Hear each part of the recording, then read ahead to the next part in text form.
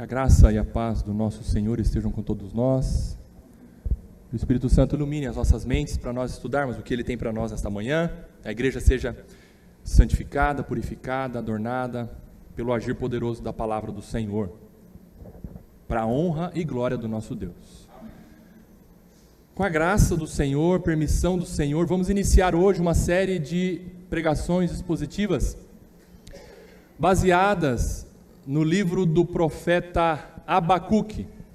Nesse primeiro sermão, um sermão de introdução, eu quero trazer algumas informações gerais sobre o livro para você se situar, e na próxima exposição, se o Senhor permitir, nós de fato adentraremos do versículo 2 em diante. Hoje veremos o versículo 1, eu irei abordar o versículo 1, extrair ensinos para nós, aplicações para nós, mas antes da exposição e aplicação do versículo 1, vamos fazer alguns comentários com relação ao livro de uma forma geral. Eu trouxe aqui a separação do sermão de hoje. O próximo slide, sermão de introdução. Nós vamos ver considerações iniciais, autor e data, o contexto histórico da escrita do profeta Abacuque, a temática da escrita, a divisão que você pode facilmente identificar nos 3 capítulos do livro, e por último a exposição e aplicação do versículo 1, tá bom? Vamos lá então, sem muita delonga, vamos ao que eu coloquei como considerações iniciais. O livro do profeta Abacuque, ele está situado no que nós chamamos da escrita literária dentro dos livros proféticos. E dos profetas, ele é considerado um dos profetas menores. Isso, se você olhar aí, tem o livro dos profetas maiores, os livros dos profetas maiores, que são Isaías, Jeremias, e Lamentações de Jeremias também está junto, Ezequiel e Daniel. Isaías, Jeremias, Ezequiel e Daniel são considerados profetas maiores. Por quê? Você sabe. Profeta maior não porque ele era grande e os outros eram menores porque eram pequenos. A escrita, o conteúdo da escrita, o conteúdo das profecias desses profetas maiores, obviamente, o conteúdo era maior, tinha mais conteúdo do que a escrita dos profetas considerados profetas menores. Os profetas menores são Oséias, Joel, Amós, Obadias, Jonas, Miqueias, Naum, Sofonias, Ageu, Zacarias, Malaquias. Nós vimos na última série que eu trouxe para a igreja, exposições baseadas no livro do profeta menor, Malaquias. Hoje vamos iniciar Abacuque. Então o livro de Abacuque está lá no Velho Testamento. Abra aí, Abacuque, se você não achou. Está depois de Naum. Na onde? Naum. Pula Naum, você chega em Abacuque. Próximo slide. Autor e data. Praticamente nada se sabe sobre a história pessoal de Abacuque. Não há registro bíblico e pouquíssima escrita histórica sobre a vida do profeta Abacuque. Quase nada sobre ele. Mas o que se sabe, segundo Martinho Lutero, o seu nome significa abraçar.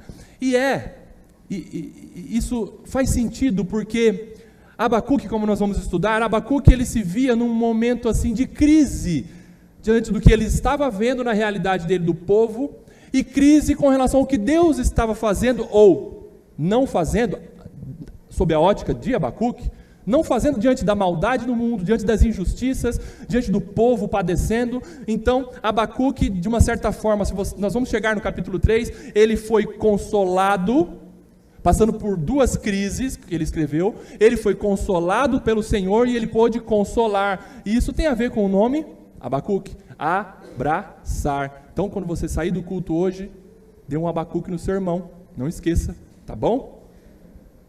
Depois dessa eu vou até tomar uma água aqui, peraí.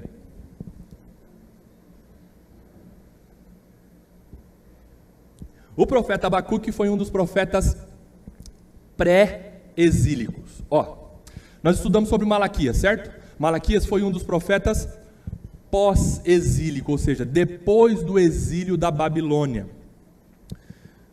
Abacuque escreveu quando o povo já tinha voltado. Malaquias escreveu quando o povo tinha voltado do cativeiro. Malaquias. Abacuque escreveu sua profecia antes do povo ser cativo, ser dominado completamente pelos babilônicos, ok? Então ele é pré-exílico, provavelmente contemporâneo de Naum, mesma época, Sofonias, mesma época, e um profeta maior, profeta importante, que falou muitas coisas importantes antes do exílio, profeta Jeremias. Eram contemporâneos, Sofonias, Naum, Jeremias e Abacuque, ou seja, ele viveu em um período anterior ao cativeiro, ao exílio babilônico. O exílio babilônico durou cerca de 70 anos. A nação de Israel, sobretudo o reino do sul, foi tomada pelos babilônicos, foi desterrado dali, da sua região, eles foram tirados do seu território e levados cativos, a nação. Imagina você sendo um judeu morando no reino do sul, vem uma nação estrangeira aqui e tira todo mundo daqui da nossa terra e nos leva para a terra deles. Foi isso que aconteceu. E a nação de Israel ficou 70 anos lá, cativo na Babilônia. Quando que Abacuque escreveu a sua profecia? Por volta do ano 620 a 600 antes de Cristo. Você sabe contar, você sabe identificar essa datação antes de Cristo e depois de Cristo? Vamos lá. Cristo é a referência. No calendário cristão, nós seguimos o calendário cristão, Cristo é a referência de data, ok? Quando Cristo veio, você começa a contar o ano 1, ano 2, ano 3, então, se é, por exemplo, a carta de Paulo aos Romanos foi escrita provavelmente no ano 40, 50 e pouco, depois de Cristo. Depois de Cristo. Se você voltar, Abacuque escreveu essa profecia por volta do ano 620 e 600 antes de Cristo. Quando você vai contar antes de Cristo, você faz uma contagem decrescente. Porque de Cristo para lá, Cristo para lá, você vai aumentando a quantidade de anos. Você chega então onde Abacuque escreveu, ele escreveu por volta de 620 a 600 antes de Cristo, ou seja, aproximando-se da vinda de Cristo. Quando você conta antes de Cristo, você diminui os anos para você chegar e identificar na reta cronológica qual foi a escrita. 700, 620, 600, por exemplo, Malaquias escreveu a sua profecia por volta do ano 420 a.C. O ano 400 a.C. até Cristo, vocês se lembram que foi um período de silêncio de Deus. Não houve profecia alguma, até a vinda de João Batista no deserto, ok? Então, essa é a contagem decrescente até chegar Cristo. De Cristo para frente é uma contagem crescente. 1, 2, 100, 200, 500, 1500 e por aí vai. Bom? Olha nessa reta cronológica aí. Lá no início, nós vimos agora há pouco na EBD, o termo que eu ia usar agora, ex nihilo, lá no início, ano zero, onde tudo começou. Ex nihilo significa do nada, Deus fez do nada, então ano zero. Você caminha na reta cronológica, você vê a história da nação de Israel, passando pelos patriarcas, Israel como nação de fato, a posse da terra prometida, Canaã, Juízes, depois vem o reinado da nação de Israel. Qual foi o primeiro rei da nação de Israel? Saul, depois de Saul, Davi, depois de Davi, Salomão, e a partir de Salomão, o reino se dividiu em duas partes, dois reinos. Houve uma briga do filho de Salomão, Roboão, com um dos que trabalhavam na corte, Jeroboão. E o reino se dividiu. O reino do norte, o reino se dividiu em duas partes, norte e sul. O reino do norte, a partir daquele momento, Jeroboão foi aclamado rei do reino do norte, com a capital em Samaria, lá em cima. O reino do sul foi, a partir daquele momento, governado pelo filho de Salomão, Roboão. No reino do sul ficaram duas tribos, no reino do norte ficaram então outras. Quantas tribos tinha a nação de Israel, gente? 12. Reino do sul, 2 tribos. Reino do norte, 10 tribos. Quais tribos ficaram no reino do sul? Judá e Benjamim. A capital do reino do sul era a cidade de Jerusalém. Muito bem. Abacuque, voltando um pouquinho lá, Abacuque profetizou aqui, no finalzinho do reino do sul. O reino se dividiu, o reino do norte foi exterminado por volta do ano 700 a.C. pelos assírios. O reino do norte foi devastado, a cidade de Samaria foi destruída. O reino do norte acabou por volta do ano 700 a.C. Passou um pouquinho mais, o reino do sul se manteve, ainda capenga, mas se manteve. Governado O último rei top do Reino do Sul foi Josias. Promoveu reformas importantíssimas no reinado, mas o povo não acolheu. O povo patinou. Ainda que o rei Josias tenha tido toda a direção do Senhor, e ele de fato executou reformas religiosas importantes, mas o Reino do Sul continuou rebelde, desobediente, não levou a sério o que o rei Josias fez. E o Reino do Sul também sucumbiu, também foi devastado. Então agora aqui, quando chega os babilônicos, pega toda a nação de Israel, todo o Reino do Sul, o Reino de Judá, e leva para a Babilônia. Antes de levar, Abacuque profetiza por volta do ano 600 antes de Cristo. Entenderam aí mais ou menos na reta cronológica? Tá bom? Contexto histórico. Abacuque viveu no Reino do Sul, então, um pouco antes da invasão babilônica, no período em que a nação de Judá havia se desviado dos caminhos do Senhor, não dando continuidade às reformas religiosas promovidas pelo rei Josias. A nação de Israel, a gente fala Israel como um todo, mas especificamente o povo de Judá, a nação de Judá, manteve-se rebelde, não se arrependeu de fato e não voltou para o Senhor, ainda que Josias, o rei bom, temente ao Senhor, tenha agido de forma tão importante na história da nação de Israel, do povo de Judá. Por conta da decadência religiosa do Reino do Sul, Deus disciplinou o seu povo por intermédio da invasão babilônica sob o reinado esse é um rei conhecido, um rei babilônico, um rei mauzão, Nabucodonosor. É tão ruim como o seu próprio nome. Nabucodonosor. Era um rei muito cruel. A Babilônia era a nação mais poderosa do mundo naquela época, naquele momento da história da humanidade. A profecia de Abacuque se cumpriu. Nós vamos ver que Abacuque profetizou por boca do Senhor, como boca do Senhor, que a nação de Judá seria exterminada pelos caldeus. Caldeus igual, pensa, caldeus igual babilônicos, tá? Babilônicos, mesmo que caldeus. A profecia de Abacuque se cumpriu, ele profetizou isso e de fato aconteceu. Os babilônicos, os caldeus, dominaram o Reino do Sul, destruíram Jerusalém, assolaram as fazendas, oprimiram com muita crueldade e levaram os hebreus cativos para a Babilônia em 3 etapas. Isso aconteceu um pouquinho depois que Abacuque faleceu. A profecia se cumpriu.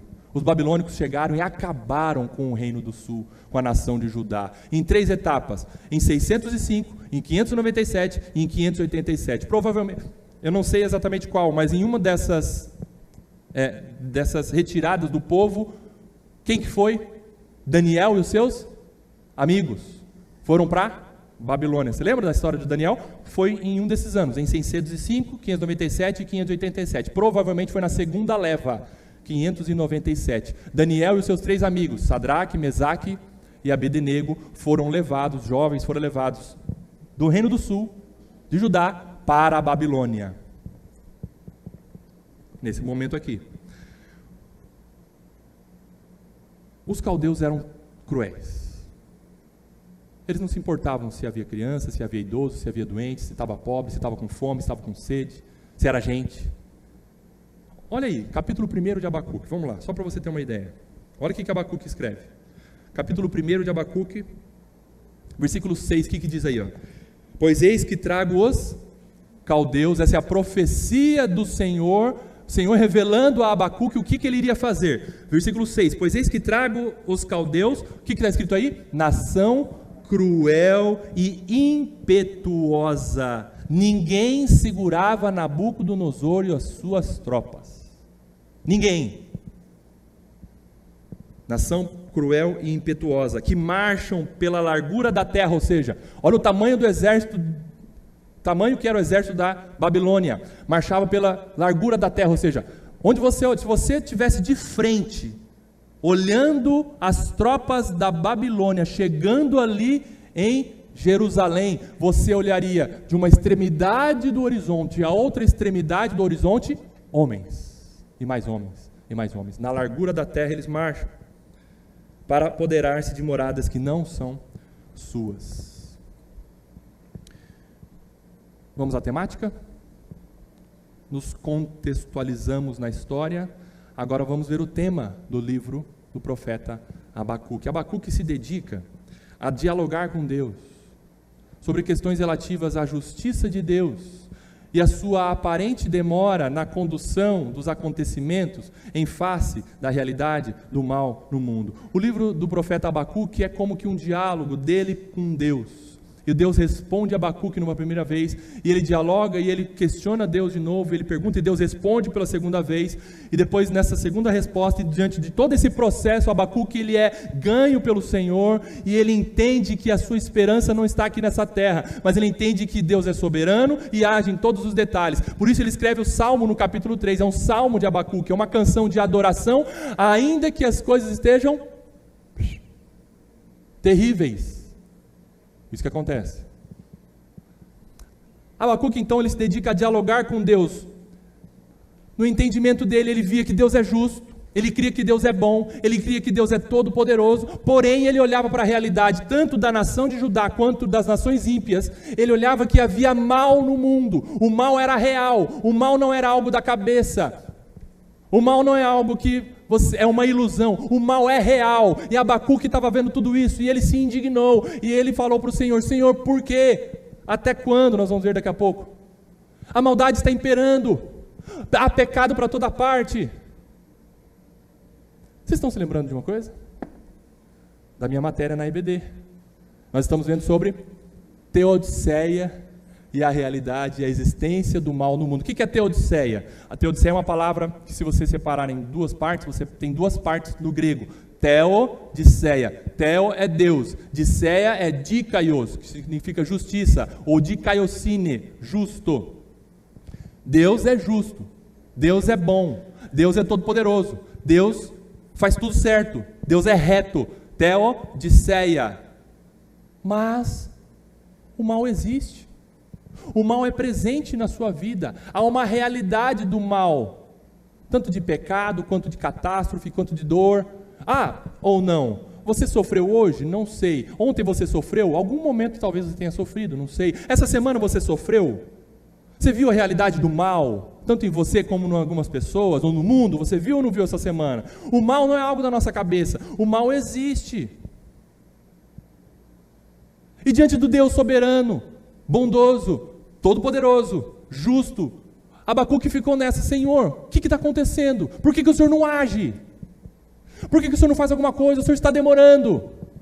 E nós precisamos de uma teologia sincera como essa de Abacuque, porque infelizmente hoje nas igrejas há a pregação de uma teologia muito rasa, e de uma teologia, quem sabe chegando ao exagero, do triunfalismo, ou seja, de tudo está indo bem, tudo é ótimo, tudo é bom, e aqui nessa terra está maravilhoso, é o Dorflex de Jesus para todos.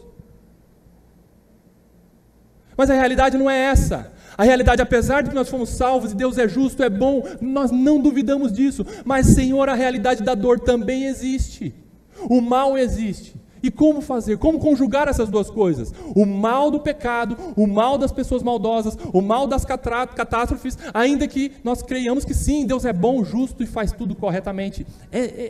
Esse era o momento da vida de Abacuque. Deus mostrou para ele grandiosas coisas. No final ele pôde louvar ao Senhor. Esse é o fim da Teodiceia. É uma matéria de teologia. Qual é o fim da Teodiceia? É você entender que mesmo apesar das tribulações, das horas difíceis, apesar do momento de tribulação, de perseguição que nós passamos, todos nós, todos aqueles que querem viver, o apóstolo Paulo escreveu a Timóteo, todos aqueles que querem viver piedosamente em Cristo Jesus serão afagados, serão bajulados, serão perseguidos. Esse versículo não tem na caixa de promessas de muitas igrejas. Quero ver você retirar lá: todos que amam a Cristo Jesus serão perseguidos. Opa, isso aqui não é a promessa para mim, não. É para nós sofremos. Mas Deus é bom, é justo. Então no capítulo 3 nós vamos aprender que, Senhor, apesar de todas as horas difíceis, e apesar de que quem sabe eu não veja solução aqui nessa terra, ainda assim eu me alegro no Senhor, no Deus da minha salvação. Amém. Louvado seja Deus. Apesar de sua dificuldade em entender a justiça e a soberania de Deus, Abacuque não abandona o seu apego e a confiança em Deus, aleluia. Abacuque era um fervoroso intercessor. Veja, quando nós estamos passando por momentos de dor, de perseguição, de tristeza, de indignação com a nossa própria situação de mal, de pecador, e também com a realidade das pessoas que são maldosas, pecadoras e fazem o mal, quando nós olhamos tudo isso e vivenciamos tudo isso, nós temos que fazer como Abacuque, interceder, orar, pedir a Deus: Senhor, me ajuda nessa hora. Abacuque recorreu ao remédio certo. Abacuque recorreu à pessoa certa, a Deus. Meu irmão, minha irmã, está passando por uma hora difícil, de tribulação, você não vê luz no fim do túnel, e tem hora que quando você vê a luz no fim do túnel, é o trem que está vindo de lá para cá. Ore ao Senhor. Ore ao Senhor. Abacuque no versículo 2, ele ora ao Senhor. E ele derrama a sua indignação, ele derrama o seu lamento para Deus. É isso que nós temos que fazer. Abacuque intercedia por ele e pelo povo. Foi um profeta maravilhoso que Deus levantou num momento tão difícil na história do povo de Deus. Abacuque era um fervoroso intercessor, ressaltando que, olha só, viver pela fé é a base para o relacionamento indissolúvel com Deus, mesmo em meio a intensos sofrimentos. Veja, como que você consegue viver em meio a intensos sofrimentos, não rompendo esse relacionamento seu com Deus? É somente pela fé. O que é fé? É você crer naquilo que você não está vendo. Você vê uma saída para os problemas? Tem hora que não, mas você crê que Deus tem um bom propósito, e é certo que Ele vai cumprir o bom propósito na sua e na minha vida. Isso é viver pela fé. Amém. Onde que está isso? Abacuque 2, versículo 4, abra lá e leia comigo. Abacuque 2, 4. Eis que a sua alma está orgulhosa, aqui falando sobre os ímpios. A sua alma não é reta nele, os ímpios, mas o justo viverá pela sua fé. Esse é o ápice do livro de Abacuque, capítulo 2, versículo 4. Esse é o topo da teologia de Abacuque. Senhor, o Senhor falou para ele: o justo, aquele que teme ao Senhor, aquele que quer ver as coisas certas, aqueles que não veem, quem sabe, uma saída aqui no mundo, mas amam ao Senhor, querem viver para adorar ao Senhor, o justo viverá pela fé. Eu creio que Deus existe, Ele é soberano e Ele está cuidando de tudo, e nada escapa do controle da mão soberana do nosso Deus. O justo viverá pela fé. E esse artigo, esse versículo foi escrito, foi reproduzido pelo apóstolo Paulo 2 vezes no Novo Testamento, em Romanos capítulo 1, versículo 17, em Gálatas também o apóstolo Paulo escreve: o justo viverá pela fé. Ele como que direcionando para a questão da salvação. Sim, como que nós somos salvos? Não é pelo que nós fazemos, não é por termos bons pensamentos, não é porque nós temos que bater 3 vezes na madeira, sei lá, ou falar assim: eu quero ser salvo, quero ser salvo, quero ser salvo. Não, o apóstolo Paulo está dizendo assim, o justo, aquele que é justo, o salvo, o justificado por Deus, é justificado pela fé. O que é fé? É crer que somente em Jesus há salvação. A esperança está só em Jesus. A sua vida só é consertada em Jesus. E não estou falando aqui de problemas, não. Estou falando do nosso principal problema, o pecado. Eu não estou falando de dificuldades da vida. Porque ninguém é salvo: eu vivo pela fé porque eu quero que o Senhor resolva os meus problemas aqui. Não. Jesus Cristo consertou o nosso maior problema. Qual era o nosso maior problema? Aquilo que estava nos encaminhando para o inferno: a nossa inimizade contra Deus. O justo viverá pela fé. Em Hebreus também há escrita desse versículo do capítulo 2 de Abacuque, versículo 4. Então o apóstolo Paulo escreveu em Romanos e Gálatas, e não sei se é o apóstolo Paulo, mas o escritor de Hebreus escreveu esse versículo também, reproduziu lá em Hebreus. Tá bom? O justo viverá pela fé. O justo viverá pela fé. Esse era um artigo que o Martinho Lutero falava assim, o justo viverá pela fé. Esse é o ponto que a igreja se mantém de pé ou cai. Maravilhoso. Uma vida plena com Deus só é possível em um relacionamento de total dependência na fidelidade de Deus às suas promessas. Então eu vou perguntar para você: como que você depende, como que você vive na dependência das promessas, daquilo que Deus promete para você, senão pela fé? Me responde, existe uma outra forma? Não. A nossa vida como justo é uma vida somente pela fé. Nós não vivemos pelo que nós vemos, nós vivemos pela fé. Não vivemos por vista. A palavra de Deus diz isso, mas pela fé. Eu creio nas promessas do Senhor, por isso eu vivo. O apóstolo Paulo escreveu isso em 2 Coríntios capítulo 6, nós estávamos estudando anteontem, eu e um jovem. Não vivo pelo que eu penso, eu vivo pela fé. A minha vida é pela fé, o meu ser, o meu viver é pela fé. O livro do profeta Abacuque nos dá um vislumbre que somente a cruz de Cristo, olha só o vislumbre que faz com que você, leitor de Abacuque, vislumbre somente a cruz de Cristo e o julgamento final compõem como Deus lida com a incompatibilidade do pecado e a sua santidade. Como que Deus resolveu a questão do pecado, do mal, a existência do mal no mundo e a santidade dele? São coisas compatíveis? São coisas harmônicas? Não. Pecado e santidade de Deus não se harmonizam nunca. Nunca. Mal moral, o pecado, não se harmoniza, não está de mão dada com a santidade de Deus, nunca. Mas como que Deus resolveu isso na sua e na minha vida? Por quê? Porque Ele nos rejeitou, Ele nos afastou, Ele declarou inimizade contra nós por causa do quê? Por causa do pecado. Como que Ele resolveu isso? Enviando Jesus Cristo na cruz do Calvário. É esse vislumbre que você vai ver Cristo em Abacuque. A solução do pecado e do mal no mundo é uma pessoa. Quem? Jesus Cristo. Por isso que Abacuque viveu pela fé nas promessas que Deus declarou a ele. Redimiu a sua vida e a nação, e aqueles que Deus escolheu da nação de Judá. Por isso que ele fala, a minha alegria é o Senhor. Ele é a minha salvação. Nós vamos ler um trechinho do capítulo 3 de Abacuque. Existe Cristo em Abacuque? Do início ao fim. Do início ao fim.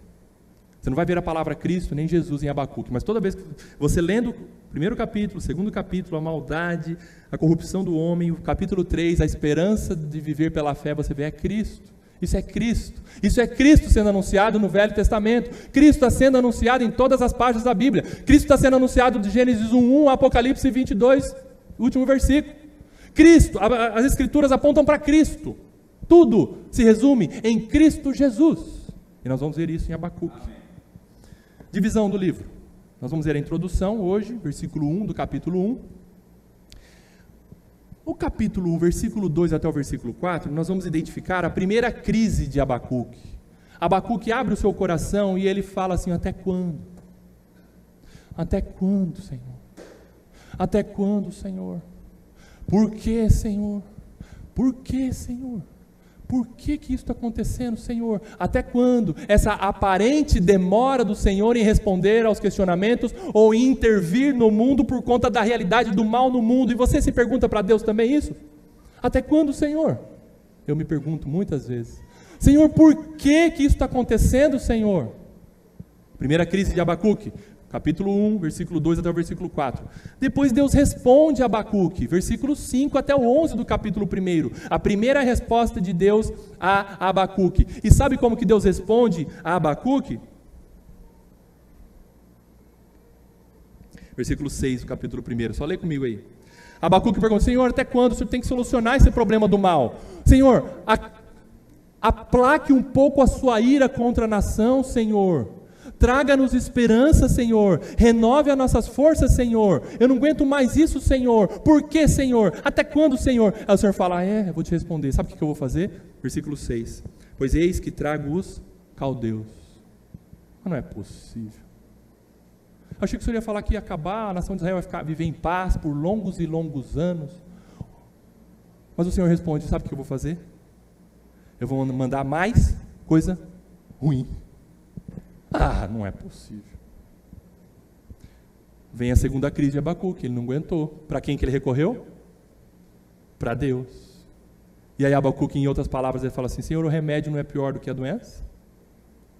Senhor, o Senhor vai mandar um remédio, o Senhor vai mandar uma nação cruel que vai acabar com a gente? Senhor, a gente está doente, mas o remédio não vai fazer a gente ficar pior, Senhor? Segunda crise de Abacuque, versículo 12 do capítulo 1 até o primeiro versículo do capítulo 2, onde ele se coloca na torre de vigia e espera e aguarda o que Deus tem para ele. Isso não é viver pela fé?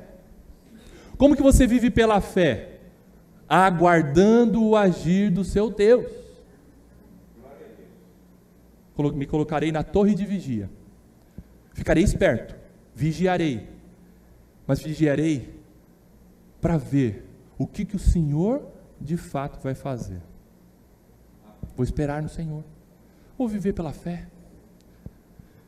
E vem a segunda resposta do Senhor. E o Senhor, do capítulo 2, versículo 2 até o 20, até o final do capítulo 2, o Senhor declara o castigo dos caldeus e o castigo dos ímpios de um modo geral. Deus vai mostrar para Abacuque que ele irá sim castigar os babilônicos, irá castigar os ímpios. Diante disso, no capítulo 3, Abacuque então, sendo confortado pelo Senhor, sendo abraçado pelo Senhor, ele pôde louvar e escrever um salmo de louvor, de gratidão ao Senhor, porque as coisas melhoraram? Não, Abacuque não via melhora. Será que isso acontece com você hoje? Será que isso acontece com a igreja hoje?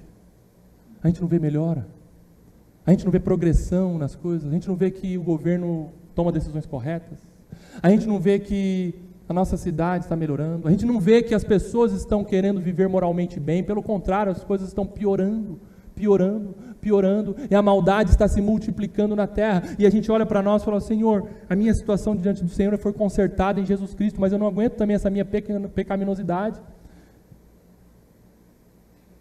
E a realidade só piora, mas Abacuque aprendeu a viver pela fé. Amém. A oração ou o salmo de Abacuque. Vamos então, para encerrar, a exposição do versículo 1 do capítulo 1. Eu coloquei aqui da NAA, e provavelmente eu vou seguir nas exposições a Nova Almeida atualizada, tá bom? Você que tem a ARA, ou tem NTLH, ou tem NVI também, fique à vontade. Eu vou seguir, se o senhor permitir, a Nova Almeida atualizada, tá bom? Sentença revelada ao profeta Abacuque. Sentença, o que é sentença? É uma palavra em hebraico que significa literalmente peso, denotando que Deus estava revelando ao profeta, por meio de visões, a sua disciplina contra o seu povo desobediente, bem como o juízo de Deus contra as nações ímpias. Portanto, Abacuque recebeu da parte do Senhor uma palavra dura, pesada, e ele precisava passar isso para o povo, para ele primeiro, e depois passar para o povo. Foi o que ele escreveu, e ele escreveu em letras garrafais, ele escreveu como nós vamos ver no capítulo 2, escreva como se fosse no outdoor, para que quem passar correndo aqui consegue ler. Sentença, uma palavra pesada. E o sentido aqui é que Deus ele não está simplesmente pronunciando uma profecia, mas Deus está pronunciando uma profecia pesada, acusatória, disciplinadora, confrontadora, repreendedora contra o povo. Não é uma palavra que faz com que o povo fique relaxado.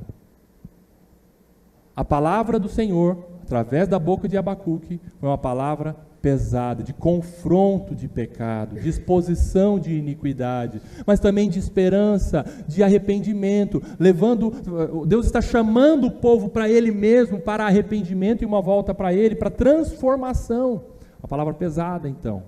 E por ser uma profecia pesada, acusatória, repreendedora, ela não é agradável aos ouvidos, ela não é elogiosa, não contém elogios, ela não afaga o ego. Como falta nas igrejas palavras confrontadoras, como falta nas igrejas palavras de repreensão, como falta nas igrejas palavras disciplinadoras da parte do Senhor, para o povo ser levado, movido ao arrependimento.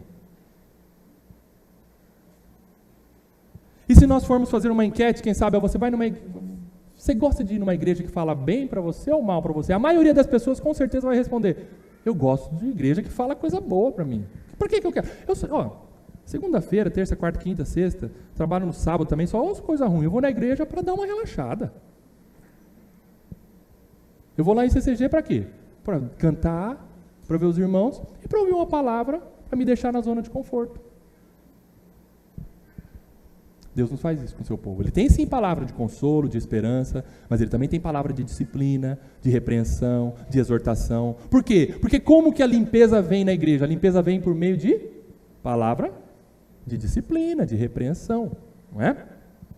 Como Jeremias, contemporâneo de Abacuque, escreveu: a palavra do Senhor é como o martelo que esmiuça a penha, o martelo que esmiuça a rocha, o martelo que esmiuça a pedra. Como que é a palavra do Senhor? A palavra do Senhor é como que um martelo no seu coração pedregoso, seu coração duro, seu coração rochoso, no meu coração de pedra. A palavra do Senhor quebra o meu coração, porque ela é pedra que esmiuça a rocha.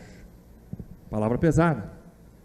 E por ser revelada por Deus, nós cremos que este livro tem uma autoridade como palavra de Deus inspirada.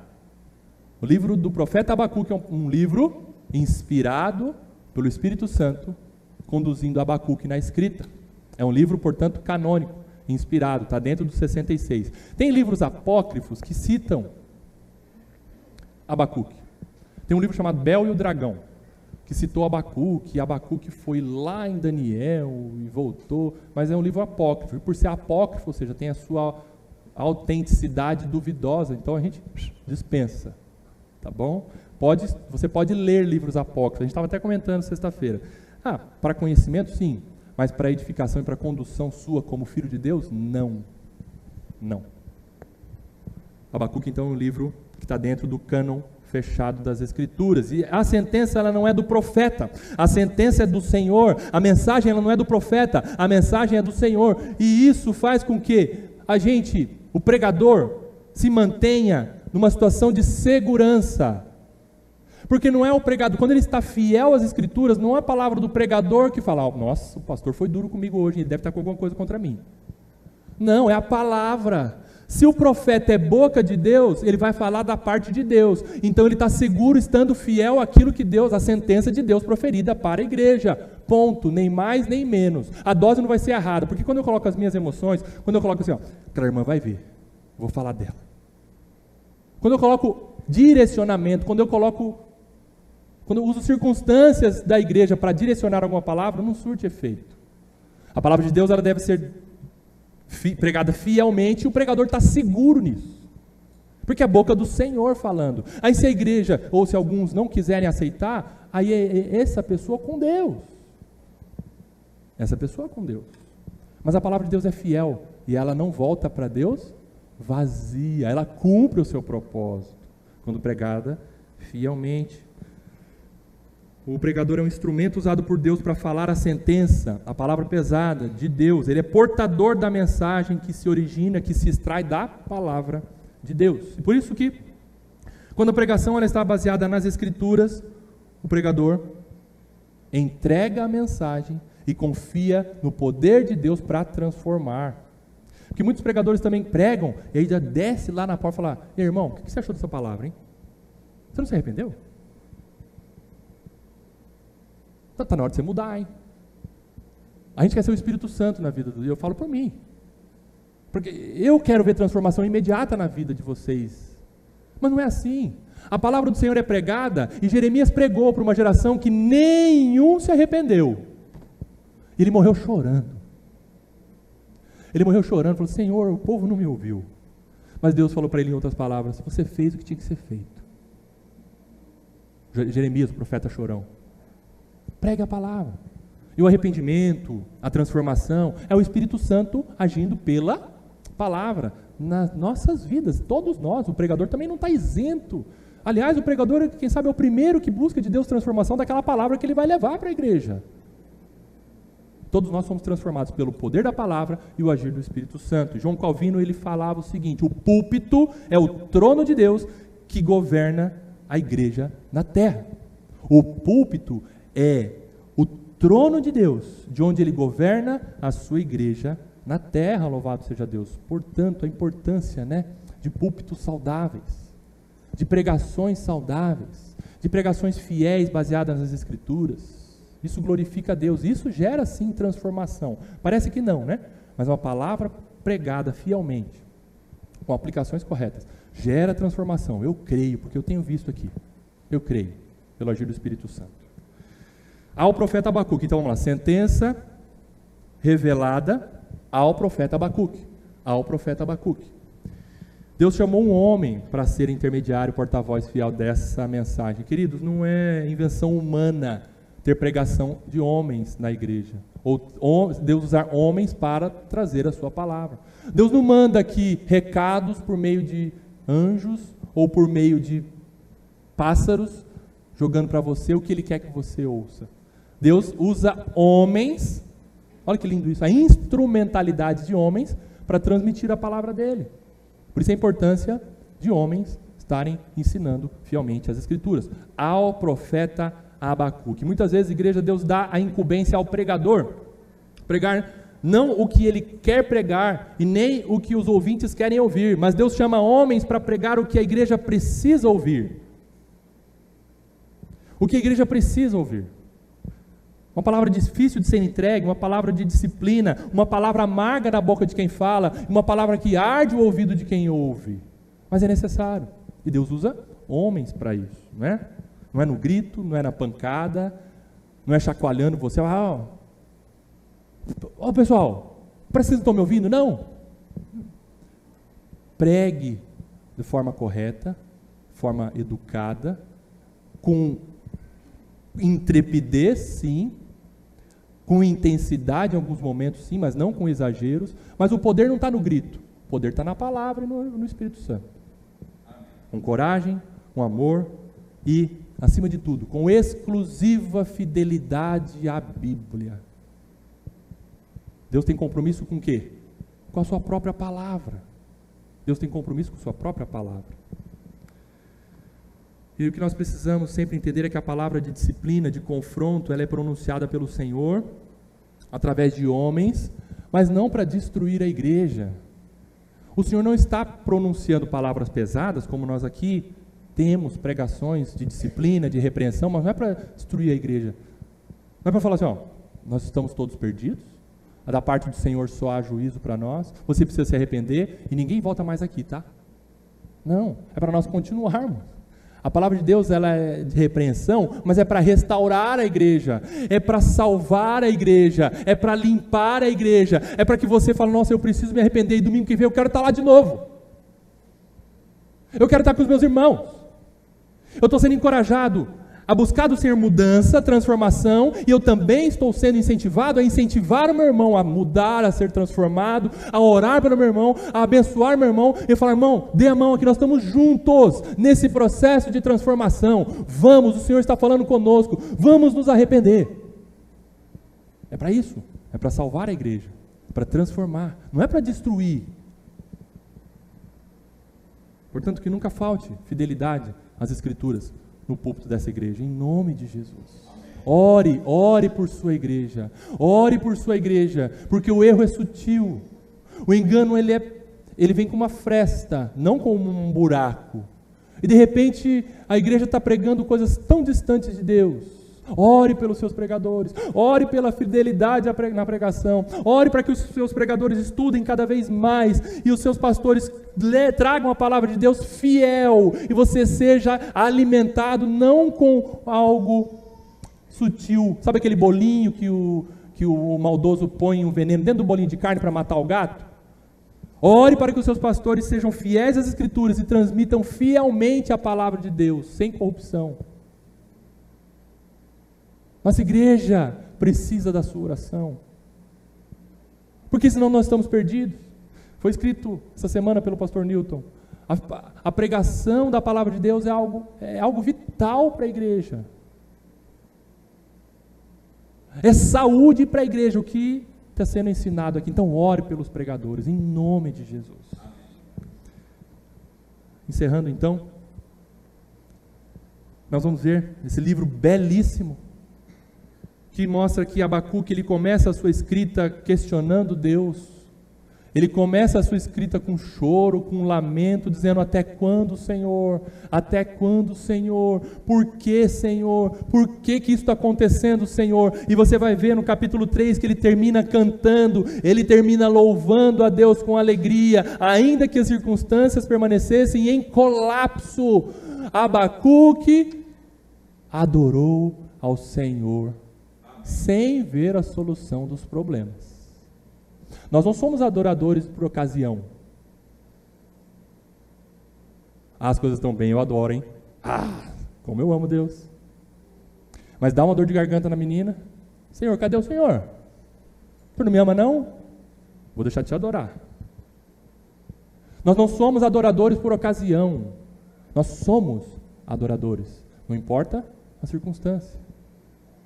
Amando o Senhor e vivendo, sobretudo, como nós vamos aprender esse livro, vivendo pela fé, sem ver, mas vendo. Sem ver, mas vendo as promessas do Senhor se cumprindo. Nós somos um povo que nós vemos algo que não aconteceu. Nós já vemos, nós cremos. Alguém tira do seu coração que Jesus vai voltar? Fala para mim. Alguém tira do seu coração que Jesus vai voltar? Não. Você vê isso. Você já vê isso, ainda não aconteceu, mas você vê isso, então você vive pela fé. Senhor, o Senhor não voltou ainda, mas é como se o Senhor estivesse voltando. Vai acontecer. Ninguém tira isso do meu coração e do seu coração. Você vive pela fé.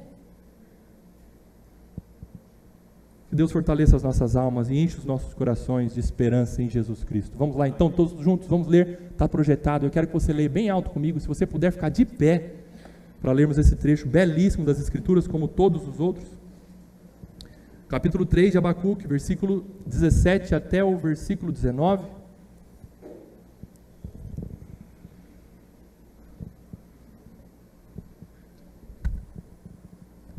Vamos lá? Ainda que a figueira não floresça, nem haja fruto na videira, ainda que a colheita da oliveira decepcione, e os campos não,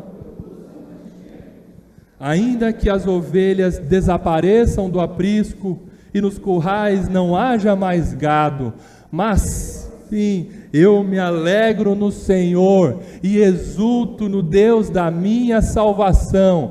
Deus, o Senhor, é a minha fortaleza, Ele dá aos meus pés a ligeireza das corças e me faz andar nas minhas alturas. Louvado seja Deus.